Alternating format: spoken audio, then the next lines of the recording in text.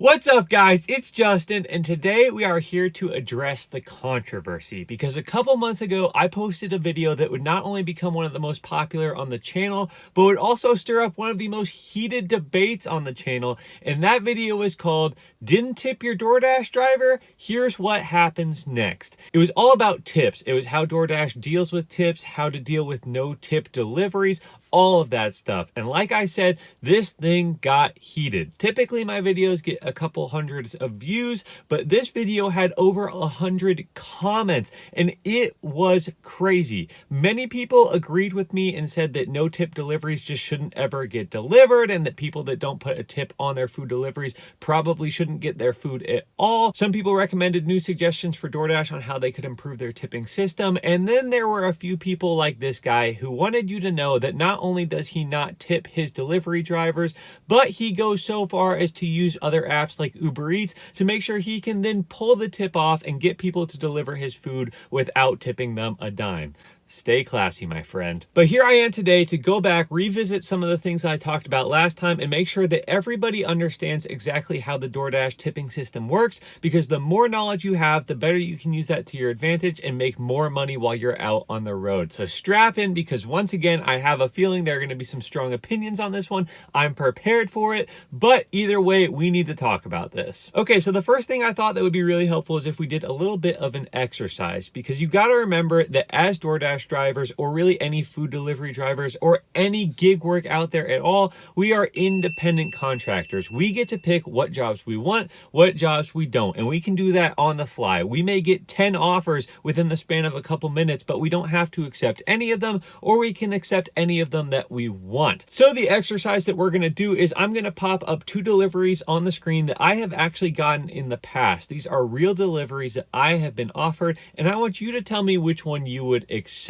Okay, so the first delivery is $8.75 to go 1.4 miles to pick up a McDonald's order. So again, this is, you're going to get paid at least $8.75. You're going to travel no more than 1.4 miles, and this order is being picked up from McDonald's. This is an order that I have been offered before, and personally, I would say it's a very good one. I'm pretty sure you would agree. Now, the second delivery is $4 to go 9.7 miles to pick up food from a pizza place. Again, $4 to go 9.7 miles to pick up food from a pizza place.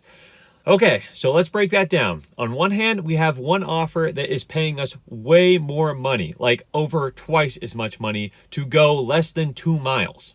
Seems pretty good. Flip that around and we have an offer that is less than half the other one to go almost 10 miles. Again, if you're me, which one of these 2 orders are you picking? I know 10 out of 10 people would pick the one where we make almost $9 in what is likely going to take us about 10 minutes. If you could make $9 every 10 minutes, well, you'd be making over $50 an hour, and that would be phenomenal. But the difference here is the tip, and this is why I was saying that those no tip orders have such a hard time getting picked up. It is very clear and obvious to a driver which orders have tips on them and which ones don't. Technically speaking, it does not come out and explicitly state this order has a tip or this is how much the tip is on this order, but we can tell because DoorDash pays a base rate to drivers, but everything beyond that is going to be on the tip unless there's some sort of peak pay going on. So with that $8.75 McDonald's order, I knew for certain that there was a substantial tip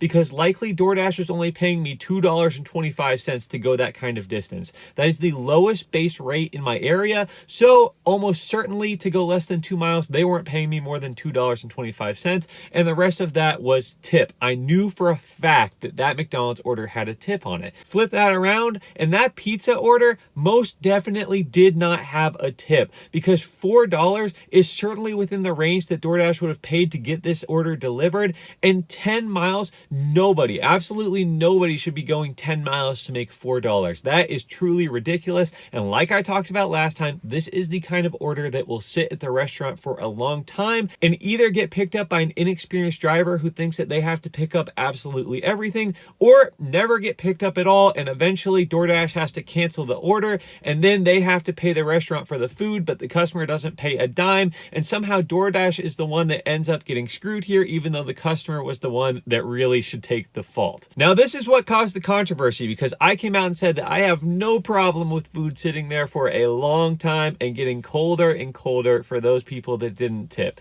And maybe that's a little aggressive. I can understand where people are coming from on that. But still, if you aren't tipping, you have to treat this as a luxury service, and no tip orders simply aren't going to get treated very well because people don't want to deliver them. You have to pay up to get your food. It isn't just the base rate. Now, the other thing that a lot of people were maybe a little bit surprised to find out, especially those that don't do DoorDash driving specifically, was that DoorDash often hides tips. And I want to make sure you understand exactly how that happens. So sometimes if a customer leaves a very large tip on an order, DoorDash won't show you the full price of the order. They'll say this is what you may get, and the order could be higher. Now, there's a very specific way to know if your order may have a hidden tip on it. Take your base rate. Typically, like I said, mine is $2.25. Some people's is $2.50, $2.75. It's typically less than $3, but in your market, it may be different than mine. So take your base rate and add $4 to that. For me, $2.25 plus $4, that's $6.25. Any order that has a $4 tip on it and is less than 5 miles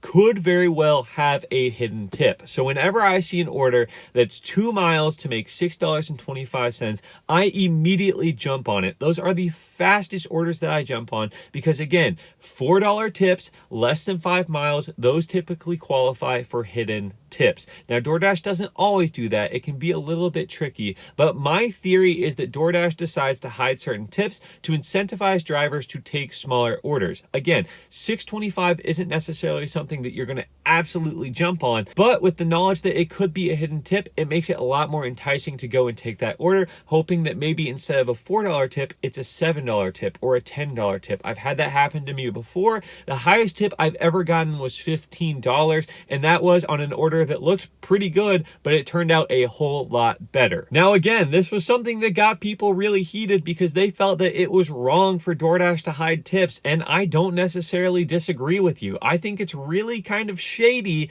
that people can't see how much they're going to make from a job. Uber Eats and Grubhub don't do these kinds of things. Just so you know, Uber Eats actually gives you the anticipated tip based on what the customer typically gives as a tip, and Grubhub straight up tells you exactly how much you're going to make right from the get-go. It is already the full amount. So DoorDash, this is a little bit different, especially from a customer perspective, knowing that the drivers are going to be picking which orders they take based on how large the tips are. It was a little bit frustrating, I could tell from some of the people in the comments, to know that if I leave a $10 or $15 tip, the driver won't necessarily know that I left that tip until they already drop the food off and leave my door. I mean, as far as my experience goes, almost every single delivery I do is leave at door. It doesn't deal with any sort of customer interaction or anything like that. But from a customer perspective, if I left a $15 or $20 tip and the driver showed up thinking they got a $4 tip and we had an interaction, I would be a little bit disappointed that they didn't maybe acknowledge, hey, thank you for that enormous tip. But the reality is that the driver probably didn't know until they walked away from your doorstep and then found out. That actually did happen to me once, and I genuinely felt bad as a driver that I didn't say thank you because, again, it was like a $12 tip for like a 3-mile delivery, and I wish that I could have thanked that person for being so generous. On the flip side, I typically wish that I could have a word with the people that leave 0 tip, but again, they normally do leave it at your door because they don't want to deal with you at all. So after coming out and addressing some of those things that I talked about in my last video, where does that really leave us? Well, again, after 100+ comments, I read them all, I responded to all of them. We saw some very heated people, but I really don't think that my opinion on this has changed. If you don't don't leave a tip, you aren't really paying for the luxury service of food delivery. You're just paying the absolute minimum. And yeah, you may get your food. And yeah, that guy's right. He may have to wait for 10 or 20 extra minutes, and that's a price that he's willing to pay. But more often than not, that food should just continue to sit there and sit there and sit there and sit there and get colder and colder until it's no longer edible. And that is just what it is. There's a reason that when you walk in, there's so many bags sitting. It's because there are so many people out there that just don't care to tip their delivery drivers. And the other advice I would give you is to not get too heated over this. People leave some really rude and nasty comments on the internet. I'm sure guys like that, if they were to stand up in front of us, would not have the same things to say, but because they're behind their screen, they're willing to say whatever they want, and sometimes it can come across really nasty. So if you're reading those comments down there, if there are comments like that below this video that you're reading and you're getting really fired up about it, resist the urge to just fire back something that's equally rude. It really isn't worth it. You can try to educate that person, but chances are if they're going out on the internet and taking the time to type out super aggressive and mean comments, they probably can't be reasoned with. So just go ahead, ignore it. I don't block or delete any of the comments because I think transparency is good and that we should see both sides of every argument. But again, there's no reason to go out there and get super heated over this. Some people just are the way that they are, and we're not going to change them. So like I said, I hope that this video has equipped you with some of the knowledge that can help you go out and make more money, be able to identify those hidden tip orders that could make you a bonus, do all of those good things, and most of all, go out there and have some fun, because at the end of the day, we are very blessed to even be able to go out and work at all. This is an incredible opportunity, and to be able to drive on our own schedule with our own flexibility for all of the problems that it has, it certainly is a great gig. So thank you guys so much for watching. I hope you have an amazing rest of the day. Make sure you like this video, subscribe to the channel, do all of that, and I'll see you next time.